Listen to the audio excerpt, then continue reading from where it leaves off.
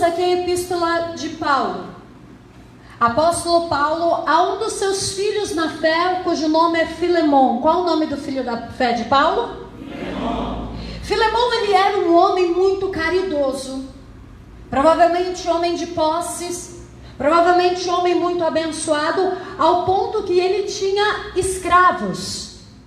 E um de seus escravos chamava-se Onésimo. Qual o nome do escravo de Filemon? Onésimo. E diz a palavra do Senhor, que para que você consiga entender todo o enredo, Onésimo era um escravo de Filemon. Filemon se converteu ao Senhor. Filemon permitiu que na tua casa fosse anunciada a palavra, porque antigamente, aprenda isso, a palavra de Deus ela era pregada de casa em casa. Quem está entendendo isso? As igrejas só foram surgir lá depois, para o século 3 depois de Cristo. Aí começaram a construir templos, a construir igrejas, onde todos pudessem se reunir. Porém, antes disso, o Filemon, tendo posses, tendo uma pessoa de notoriedade, ele abriu a tua casa para que o evangelho fosse pregado. E diz então a palavra do Senhor que Onésimo, servo, escravo de Filemon. E deixa eu te dizer uma coisa, o escravo, como nós já estudamos algumas vezes pela escola mesmo, mas vou trazer aqui para você, um escravo, ele tinha direito a alguma coisa, igreja? Não. O escravo, ele não tinha direito de absolutamente nada. E segundo ainda a lei romana, quando um escravo fugisse, quando qualquer cidadão romano encontrou aquele escravo, como saberiam se alguém é escravo?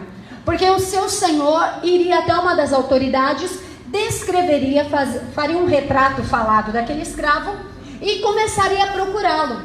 Um escravo na época de Roma, ele valia cerca de 500 denários até 50 mil denários. Então o escravo tinha muito valor. E para que você entenda, um denário era o salário que um trabalhador ganhava na época em Roma. Quem está entendendo isso? Ou seja, um escravo, ele era comprado de 500 denários a 50 mil denários, dependendo da instrução dele. Então não se sabe ao certo por qual valor Onésimo foi comprado por Filemon.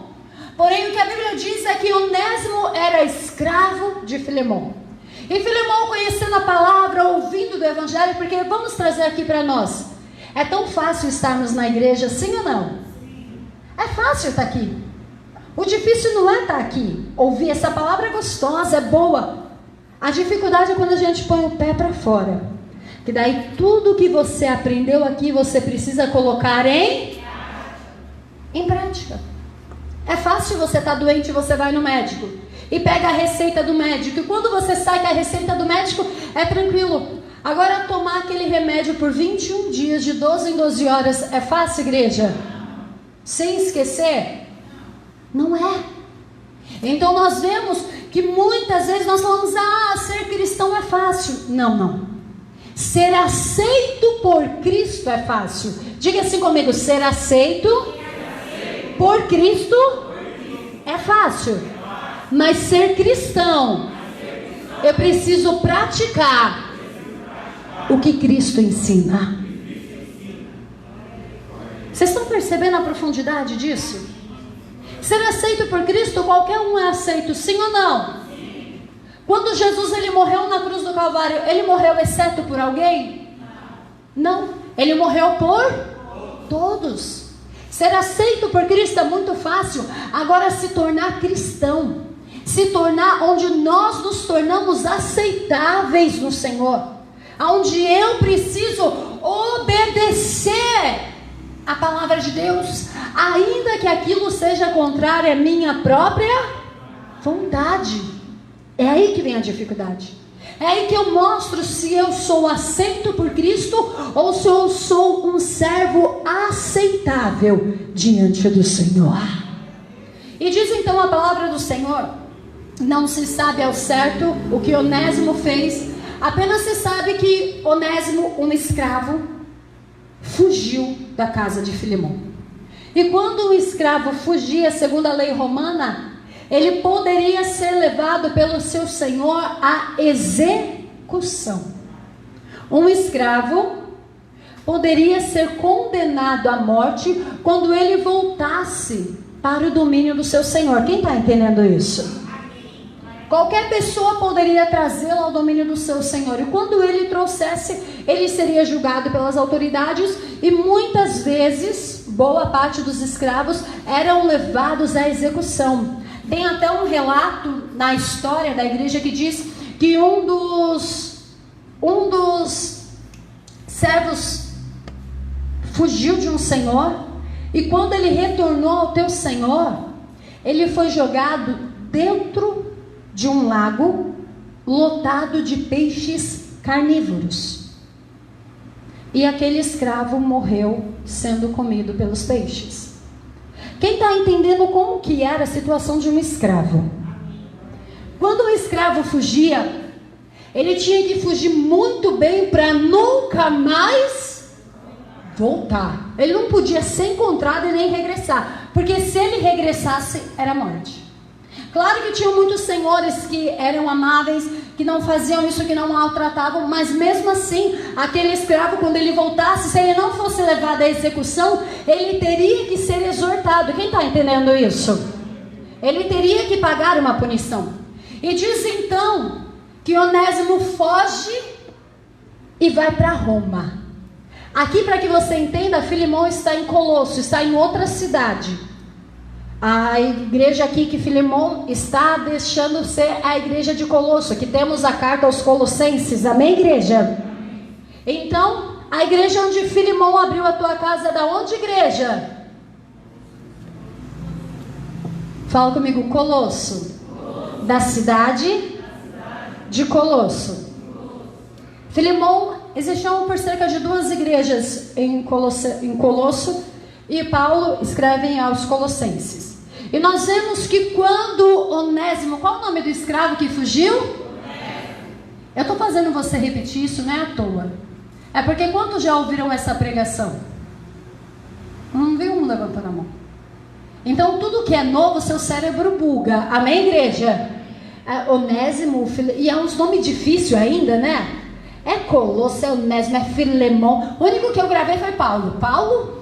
Aí gravei. Agora o restante, eu li umas 10 vezes daqui para conseguir trazer para vocês. Mas preste atenção numa coisa. Quando o Onésimo, qual o nome do escravo? Quando Onésimo ele foge, ele é preso e ele se encontra com quem na prisão? Com Paulo. Aqui eu não consigo ver outra coisa senão o trabalhar de Deus, porque Filemão já estava convertido e Deus queria converter a Onésimo. Sabe o que acontece? Muitas vezes nós achamos que isso de ruim que veio até mim foi para me destruir, isso de ruim veio para acabar comigo. Não, nenhuma adversidade Deus permite que venha aos seus filhos para te destruir. Nenhuma adversidade tem poder de minar a tua fé, mas se permaneceres firme no Senhor, essa adversidade será como testemunho de vitória.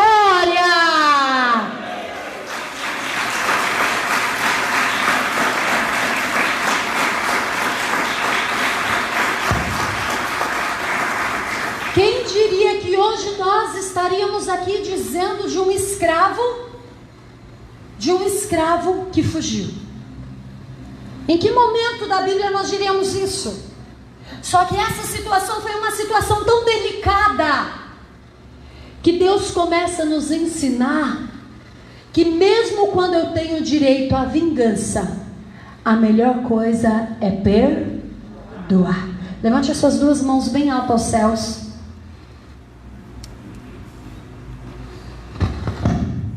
Diga assim comigo: Senhor Jesus, me ajuda a permanecer fiel ao Senhor.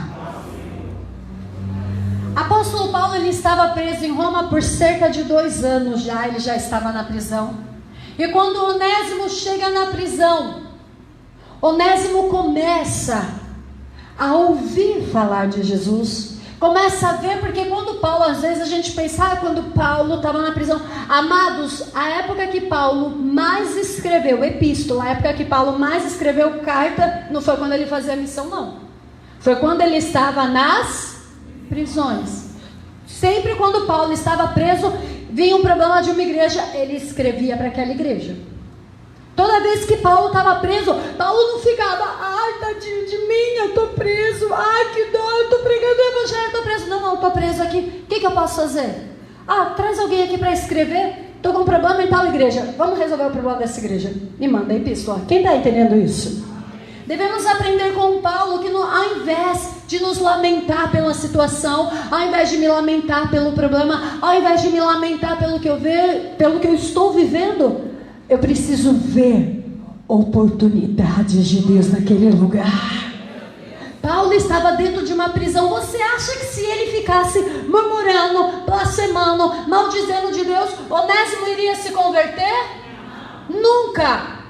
Ele falar, você viu Deus, esse homem que está aqui preso, chorando, lamentando. Só que Paulo estava preso, que não tem como revogar. Ele mesmo disse, sou prisioneiro de Cristo, por ele pregar o evangelho. Ele estava preso. E mesmo preso, ele continuava dizendo que Deus era bom, que Jesus cura, que Jesus restaura, que Jesus liberta, mesmo na prisão, onde as pessoas poderiam julgar e virar para Paulo e dizer, se o teu Deus é tão bom, por que você está preso aqui? Você acha que Paulo não ouvia isso? Nossa, Paulo, se o seu Deus é tão fiel, é tão justo como você diz, por que você está preso? Não foi isso que a mulher de Jó disse a ele? Você é tão fiel ao teu Deus, você serve esse Deus, por que você não amaldiçoa e morre? Só que você vê que homens e mulheres de Deus, quando tem propósito, ele não se importa com setas inflamantes do inimigo, ele não se importa com o que o diabo quer trazer, porque aprenda uma coisa, Satanás sempre vai querer trazer para mim e para você a nossa realidade. O problema qual vivemos, o problema qual enfrentamos. Só que se somos filhos, não vivo pelo que eu vejo, eu vivo no que eu creio, e eu creio na palavra do meu Deus. Eu creio que eu tenho um Deus fiel, eu creio que eu tenho um Deus que pode me libertar. Paulo aqui, ele já nem se intitulava mais como apóstolo. O que ele está dizendo aqui? Peço por tal caridade como eu sou Paulo. Ele não diz nem apóstolo, que isso para ele já não importava mais. Ele diz, sou Paulo o velho, e também agora prisioneiro de Cristo Jesus. Paulo, ele havia aceito ter trocado o apostolado pela prisão em Cristo aqui. Ele está dizendo que já não sou mais apóstolo porque não posso estar nas outras igrejas, porém aqui estou ainda como prisioneiro de Cristo. Não deixarei Cristo, não me afastarei de Jesus Cristo. E nós vemos então que quando o Onésimo se converte, Onésimo começa a ser muito útil a Paulo. Sabe algo que eu aprendo aqui? Que muitas vezes, preste atenção nisso, muitas vezes podemos olhar para uma pessoa e dizer, fulano faz a obra de Deus de qualquer jeito. Nossa, você vê como fulano vai para a igreja? Eu não iria para a igreja desse jeito se fosse fulano. Se fosse Beltrano, nossa, ir para a igreja e depois sair da igreja e beber. Eu vou para a igreja e depois sai da igreja e faz isso de errado. Eu vou para a igreja, sai da igreja e faz aquilo de errado. Quantas pessoas não tem no mundo para julgar? Quantas pessoas já não existem no mundo para condenar? Só que para estender as mãos e para chegar e falar, fulano, eu estou observando isso e isso em você, eu posso te ajudar em oração? Eu posso orar junto com você? Ou fulano, se você precisar da minha ajuda, eu estou aqui, me chama que a gente ora junto. Nós precisamos aprender a parar de julgar, porque Paulo poderia olhar para Onésimo e dizer, você é um escravo, fugitivo, e quer me ajudar na obra, na prisão? Não vai evangelizar ninguém não, Onésimo. Você vai ficar sentadinho aqui quietinho. Quem está entendendo isso? Só que o apóstolo Paulo, ele não julgava os outros pelas qualificações que as outras pessoas davam. Porque ele mesmo diz em Colossenses que não existe servo, não existe escravo, não existe homem, não existe mulher. Todos nós somos um só diante do Senhor. Paulo não se importava se Onésimo era escravo ou se ele era senhor. O que importava era que ajudasse a anunciar o evangelho. Tem pessoas que acham, não, para eu ir para a igreja a vida tem que estar totalmente perfeita, para eu ir para a igreja tem que estar tudo no lugar, para eu ir para a igreja eu tenho que primeiro abandonar o pecado. Quem te disse isso? Nunca Jesus disse: vinde a mim após tirar o teu pecado, vinde a mim após tirar as suas fragilidades, vinde a mim após você tirar tudo aquilo que nos separa. Jesus diz isso? Ele diz o quê? Vinde a mim como? Que foi o que eu preguei agora há pouco. Ser aceito por Jesus é muito fácil. Ser aceito pelo Mestre é algo muito simples. Só que depois que eu sou aceito por Jesus, eu preciso me tornar um servo aceitável diante dele. Som. E diz então a palavra do Senhor que o que ocorre? Paulo, sabendo de quem era Filemon, sabendo das qualidades que era Filemon, Onésimo foi solto e Paulo escreve a carta de próprio punho e manda a Filemon dizendo: Filemon, você é um homem. E aqui eu começo a ver como vale a pena nós sermos fiéis, como vale a pena nós sermos bondosos, ainda que os outros sejam maus. Quem está entendendo isso, igreja? Tem pessoas que falam: não, fulano fez o mal para mim, e você tem a oportunidade de retribuir o bem, retribua. Mas fulano não merece, e eu sei o quanto é difícil isso, só que você não faz por você, você faz pelo Espírito que há dentro de você. Não faço pela minha carne, eu faço pelo Espírito Santo que habita em mim, e o meu Espírito é mais forte que a minha carne. Paulo escreve a Filemon dizendo: Filemon, eu sei da tua caridade, eu sei da tua fé, eu sei, e olha isso, eu sei que as suas obras têm reanimado a fé dos santos. Ou seja, Filemon não era um homem ruim, Filemon não era um homem mau, muito pelo contrário, era um homem bom, que sempre quando percebia que alguém estava desanimado na fé, Filemon estava ali orando junto, Filemon estava junto. Paulo disse: eu sei que você é assim, e por causa disso, eu estou te mandando o que é teu, Paulo diz aí, para que você o trate com caridade. E aqui chega um ponto. Filemon precisava tratar Onésimo com caridade? Não, por quê? Porque era escravo. Escravo nada mais era visto do que um objeto. Não importava o sentimento, não importava a situação, não importava nada, é escravo. Só que apóstolo Paulo, olha como ele vê. Ele chega e ele diz a Filemon: Paulo aqui nessa época, quando ele escreveu essa carta, ele tinha por volta dos seus 60 anos de idade já. E naquela época já era muito, porque os homens não viviam muito. E Paulo diz: eu também sou prisioneiro de Cristo. Paulo está dizendo aqui a Filemon que ele entendia a situação que Filemon estava vivendo, que Paulo havia aceitado ser prisioneiro pelo amor que ele sentia a Cristo, e agora ele estava pedindo a Filemon para que se tornasse prisioneiro da caridade por causa do amor em Cristo. Muitas vezes as pessoas falam: mas fulano é besta. Não, fulano não é besta, é que fulano está preso ao amor que ele tem a Cristo.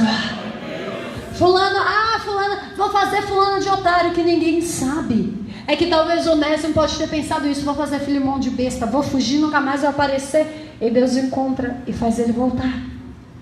E diz então a palavra do Senhor que quando Filemon recebe essa carta, apóstolo Paulo se diz pai na fé de Onésimo. E ele diz ainda assim na sua carta, leia aí comigo: No versículo 11, Filemão, capítulo 1, versículo 11. Vamos para o 10. Peço-te por meu filho Onésimo, que gerei nas minhas prisões, o qual noutro tempo te foi, mas agora a ti e a mim muito útil, e te tornei a enviar. Algo que nós precisamos entender e aqui aprender é parar de rotular os outros. Por causa de uma atitude, por causa disso, por causa daquilo. Ah, fulano de tal não presta. Por que fulano de tal não presta? Porque fulano fez isso, isso, isso. Mas quando Jesus encontra aquela pessoa, pode haver mudança no caráter dela. Pode haver mudança nas qualidades dela. Pode haver mudança de dentro para fora. Nós precisamos parar de rotular os outros por causa de um erro ou por causa de um acerto. A pessoa acerta uma vez, ela é homem e mulher de Deus para sempre. Como se a pessoa erra uma vez, ela de Deus não tem mais nada. Está fora aqui da palavra. Apóstolo Paulo está dizendo: Onésimo, para você por um tempo te foi inútil. Ou seja, ele te servia, mas não tinha nenhum valor. Porém, agora que ele se tornou meu filho na fé, ele é útil para você e para mim. Aquele que não servia para nenhum, quando Jesus entra na vida dele, ele começa a servir a dois. Algo que nós precisamos entender. Talvez você está aqui, você olha para o seu filho e fala: ah, esse menino não serve para nada. Olha, esse meu marido também é um inútil. Olha, essa minha esposa é um inútil. Olha, fulano de tal, esse funcionário não serve para nada. Nós precisamos parar de rotular os outros e começar a pedir: Deus, mostra-me como ajudar essa pessoa a ser útil diante do Senhor. Porque muitas vezes queremos tanto que as pessoas já cheguem perfeitas diante de nós. Sim ou não, igreja? Só que esquecemos que estamos aqui na terra para ajudar. E para ajudar, eu preciso estar disposto a moldar o outro. Fala: vem cá, isso aqui está errado. Vem cá, aquilo ali está errado. Às vezes você vai falar brando, às vezes você vai falar mais rígido. Só que a nossa função está aqui em exatamente isso. O que Filemão não fez, Paulo fez. Filemão não falou de Jesus para Onésimo, Paulo falou. E quando Paulo falou, Onésimo se converteu. E de um servo inútil, agora ele se torna útil para você e para mim, para dois. E nós vemos que apóstolo Paulo ainda deixa tão claro o quanto ele foi útil, que ele diz assim: eu queria conservar ele comigo. Eu queria que ele ficasse comigo, porque ele me tem sido muito útil no Evangelho. Mas eu não quis fazer isso por tua causa.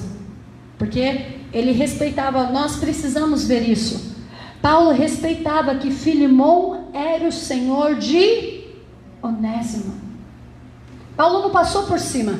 Paulo não usou o apostolado para dizer: olha, eu sou apóstolo, eu sou o teu pai na fé, então eu vou tirar o teu escravo e vou pegar ele para mim. Paulo não fez isso.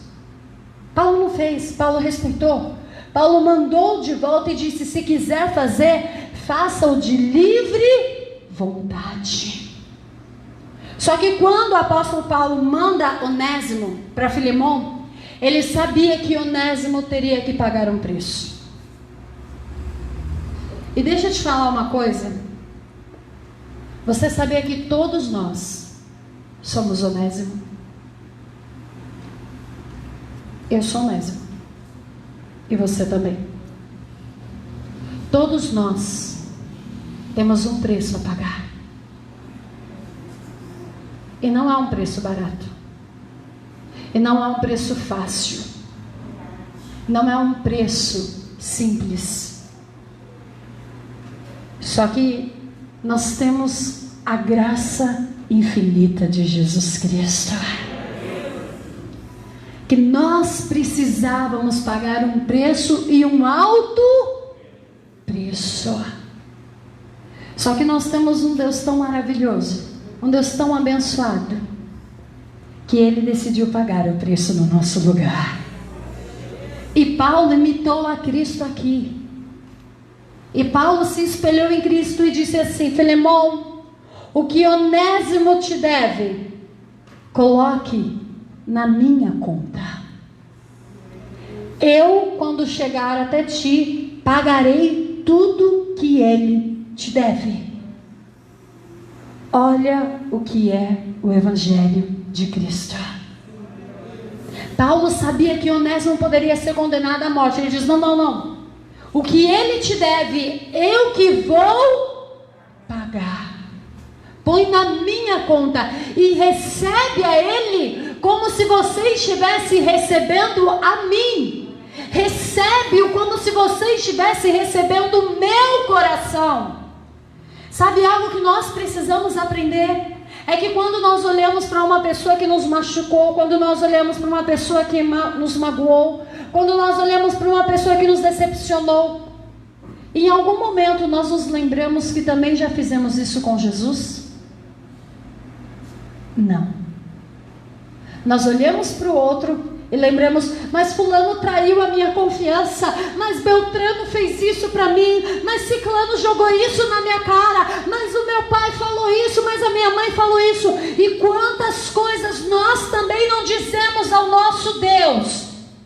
E quantas vezes Ele não está cuidando de nós e nós dizemos: Senhor, o Senhor não está cuidando de mim, Deus não está me ouvindo, Deus não está me vendo, Deus não está sentindo a dor que eu sinto. Só que nesta manhã Deus está dizendo: você é Onésimo e eu já paguei o preço por você, eu já morri na cruz do Calvário, não há imputação sobre a tua vida.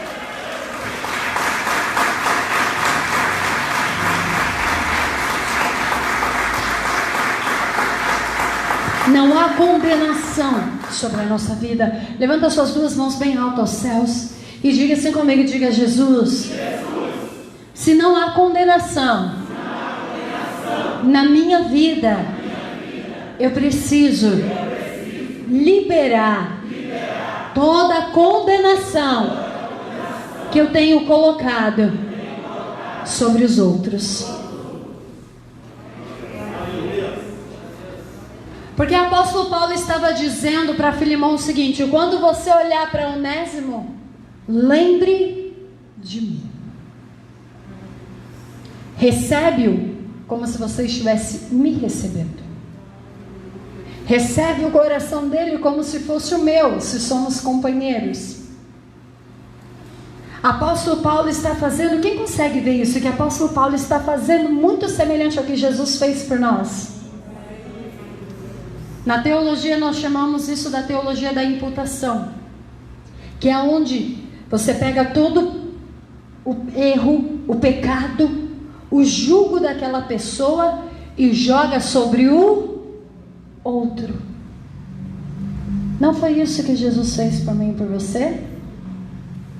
O profeta Isaías diz: Ele levou sobre si todas as nossas dores, e pelas suas pisaduras nós fomos sarados. O castigo que nos traz a paz estava sobre Ele, para que hoje nós fôssemos libertos. Satanás, ele quer colocar em mim, em você, um jugo, a qual, diga comigo, imputação, a qual já foi imputado.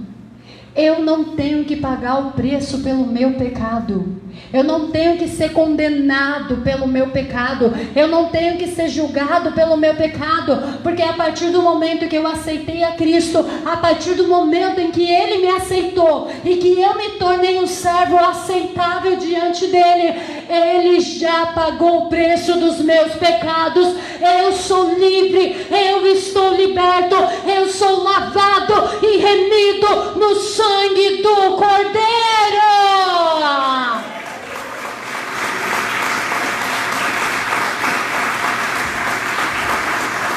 Tem cristãos dentro da igreja que ele vive com medo do futuro, que ele vive com medo.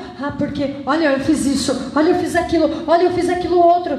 Querido, se você tiver que pagar, você vai pagar. Medo do futuro por quê? Não, e se vier isso? Calma. A Bíblia diz: basta cada dia o seu mal. Para de ficar ansioso com o futuro. Você já pensou, se Onésimo fosse pensar o que Filemão poderia fazer com ele? Ele não voltava era nunca. Jamais. Só que Onésimo sabia que ele tinha que pagar um preço. E quando você é cheio do Espírito Santo, se você sabe que você tem que pagar um preço, você paga esse preço, porque você sabe que tem a recompensa do Senhor. E nem que seja necessário, ele entra na cova dos leões para te tirar. E nós vemos que o apóstolo Paulo, quando ele diz isso a Filemão, ele está tirando toda a responsabilidade que havia em cima de Filemão. Porque não havia só em cima de Onésimo, havia responsabilidade também em cima de Filemão. Porque o que aconteceria? Os outros escravos também poderiam se converter. Quem está entendendo isso? Para poder ser absolvido, para se errar não ter nenhum castigo. Ah não, eu também sou seu irmão em Cristo. Só que aqui Paulo está tirando a responsabilidade de Onésimo de ser castigado. O que ele te deve, quem é que ia pagar? Paulo, eu vou te pagar. E estava tirando também a responsabilidade de Filemão. Porque o que os senhores iriam dizer se Filemão tratasse Onésimo com muita bondade? Ele não tem um pulso firme. Os escravos vão se espelhar nele e ia trazer um problema gigantesco. Quem está entendendo isso? Se Paulo castigasse Onésimo demais, iriam dizer: que cristão é esse? Porque é assim ou não é? Nossa, que cristão é esse? Castiga, fala do amor de Cristo, mas está aí batendo, está aí chicoteando o seu escravo. E aí, se ele não fizesse nada também, o que iam dizer? Tem pulso nenhum, sabe ser senhor não. Olha, isso daí não sabe nem castigar o escravo. Paulo estava tirando isso, a imputação. Paulo estava tirando de Onésimo, estava tirando de Filemão e trazendo para ele toda a responsabilidade. Paulo estava dizendo: recebe-o, e ele diz aqui, não como teu escravo, mas recebe-o como teu irmão na fé. Algo que nós precisamos aprender é olhar para o próximo com o mesmo amor que queremos que Cristo olhe para nós. Porque quando eu começo a olhar para aquela pessoa que me machucou, para aquela pessoa que me feriu, para aquela pessoa que me apunhalou pelas costas, e começo a ver que ela também precisa de oração, que ele também precisa de ajuda, que ele também precisa ser amado, que ele também precisa ser cuidado, que muitas vezes, presta atenção, sabe o que leva uma pessoa a nos apunhalar pelas costas? Olha o que o Espírito Santo está revelando. Você sabe que leva uma pessoa muitas vezes a nos apunhalar pelas costas? É o desejo de ter o que Deus já te entregou. Aquilo que você tem, a pessoa olha, ela não entende como que ela conquistou, como que ele conseguiu. Aí a única saída que aquela pessoa tem é te difamar, para diminuir a graça, a glória. Quem está entendendo isso? Para diminuir a graça e a glória de Deus na tua vida, na cabeça dela ela começa a falar mal de você, para que as pessoas não vejam tão Deus na tua vida. Quem está compreendendo isso? Quando o seu brilho começa a incomodar demais, aí começa a te perseguir, aí começa a falar mal no serviço. É assim ou não é, igreja? As pessoas que mais te invejam, as pessoas que mais te perseguem, é porque queriam ter o brilho do Espírito que há na tua vida. E quando você começa a entender isso: nossa, fulano está me perseguindo, nossa, fulano está se levantando contra mim. Por que fulano está se levantando contra mim? Porque fulano queria ser igual a você, e ela não consegue, ele não consegue. Então o que ele vai fazer? Denigrir a tua imagem, te atacar, tentar fazer você ser mandado embora do serviço, tentar acabar com a tua reputação. Só que deixa eu te dizer uma coisa: haja como o apóstolo Paulo. Você não precisa pagar o preço. Você já tem a imputação de Cristo sobre a tua vida. Ele já pagou o preço por você. Senhor, eu coloco essa causa nas suas mãos e essa pessoa nas suas mãos. Que o Senhor tenha misericórdia.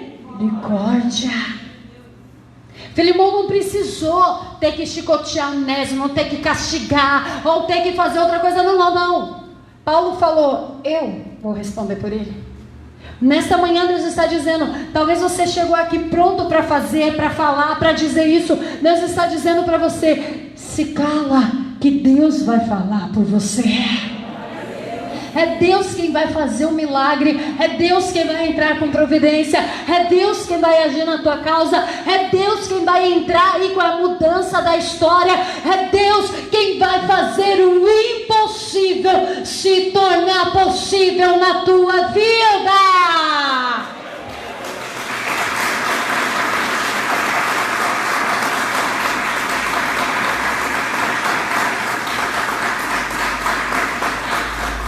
Eu quero que você leia aqui comigo, no versículo 17.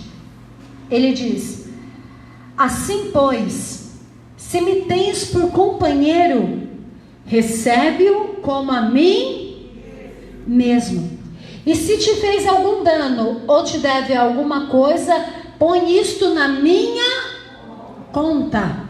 Eu, Paulo, da minha própria mão lhe escrevi, eu o pagarei, para te não dizer que ainda mesmo a ti próprio a mim te deves.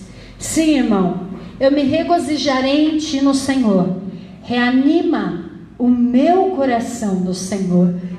Escrevi-te, confiando na tua obediência, sabendo que ainda farás mais do que digo. Olha como Paulo também confiava em Filemão. Algo que nós precisamos entender aqui é que em algum momento Paulo usou só o amor para Filemão deixar as coisas de lado. Foi só o amor, igreja? Não. Tem pessoas que falam, só o amor basta. Quem disse? Eu amo a Cristo, isso já basta. Quem disse? Só o amor não basta, querido. Você só amar a Deus não basta. Eu amo a Deus. Não. Só o amor não basta. Diga comigo, só o amor não basta. É necessário a graça. Sabe o que é graça? A graça é um favor imerecido. Só o amor não basta, só eu amar Cristo. Eu preciso ter graça para com o meu próximo. É dar a ele aquilo que ele não merece. Nossa, se merece, saiu tão fraco. Tem pessoas que devem estar dentro de si, vou dar nada. Não dou. Nem adianta Espírito Santo, viu? Nem vem. O Espírito Santo está falando, a pessoa está brigando com ele. Não adianta, não vou perdoar. Já falei que eu não vou. O Espírito Santo está lá, perdoa. Não vou. Vou pensar. Daí daqui a pouco começa. Olha aqui para mim. Nós precisamos começar a agir com graça. Porque é tão bom quando eu recebo a graça. Mas tudo aquilo que eu recebo, eu tenho que reter ou tenho que passar? E quando eu vou passar a graça? Você dá tomando, né? Devolve aqui, infeliz. Não vai levar nada. Nós precisamos aprender a liberar a graça. Porque entenda uma coisa, toda vez que eu libero a graça com amor, milagres são imediatamente liberados. Toda vez que eu libero, por que na igreja primitiva tinha tantos milagres? Porque tinha graça com amor. O quanto que um vivia perdoando o outro. Pega as epístolas de Paulo, ele manda todo mundo perdoar. Perdoa fulano, perdoa ciclano, perdoa Beltrano, perdoa. Porque toda vez que eu perdoo, eu também sou perdoado. Você está entendendo isso? Não é fácil liberar perdão. Só que aqui o Espírito Santo está te trazendo uma técnica para você conseguir liberar perdão. Quando você olhar para a pessoa, não olha para ela. Apóstolo Paulo diz, quando você receber a Onésimo, recebe-o como se estivesse recebendo. Quando você olhar para aquela pessoa que te machucou, que te feriu, não olha para ela. Olha para Jesus.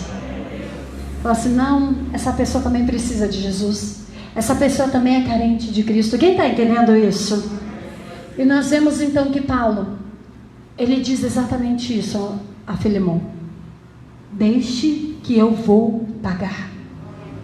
Porque só o amor não basta.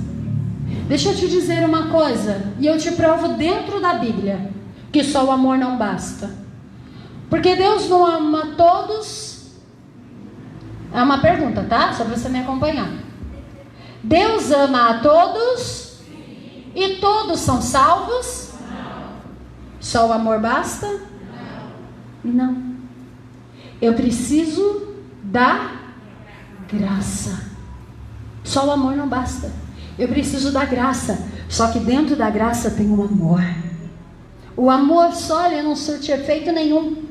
Porque Deus ama todos. Deus ama todos. João 3,16. Porque Deus amou o mundo de tal maneira que deu seu Filho unigênito, para que todo aquele que nele crê não pereça, mas tenha vida eterna. Deus ama todos. Só que só o amor bastou? A pessoa precisa querer.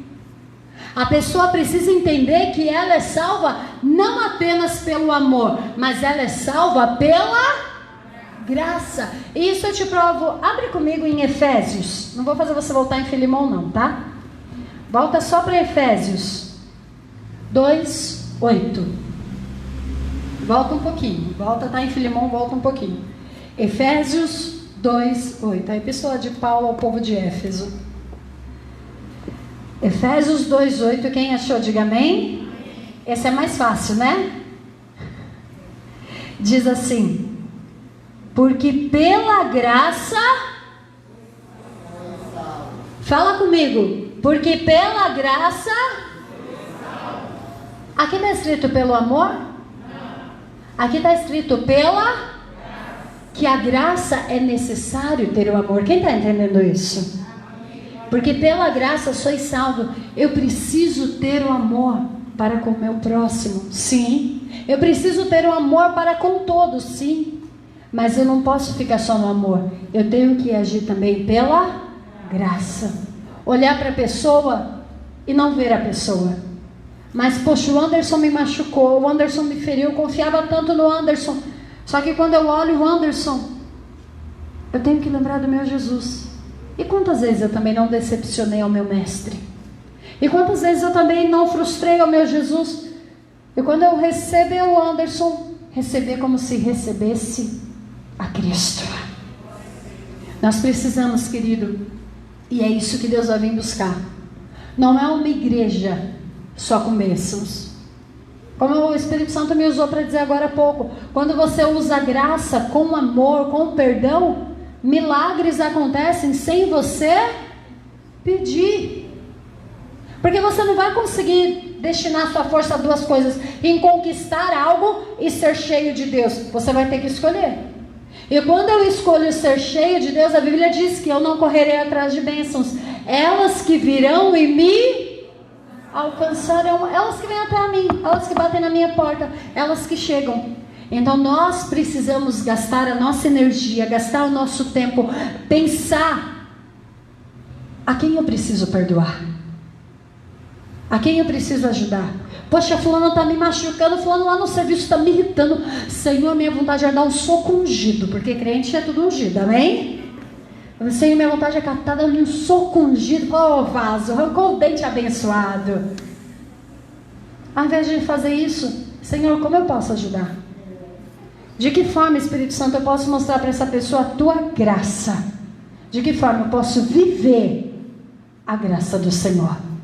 Porque quando eu começo a viver a graça, não tem nada que me separe mais de Cristo. Da mesma forma que eu estou dizendo que Paulo fez semelhante a Cristo, quando eu começo a distribuir a graça, eu também começo a viver semelhante a Cristo. E quando eu começo a ser semelhante a Cristo, eu começo a ter todos os meus pecados apagados, todas as minhas dificuldades apagadas, porque a glória dele começa a se manifestar na minha vida. A presença do Senhor começa a ser notória, e onde eu chego, a glória dele é derramada.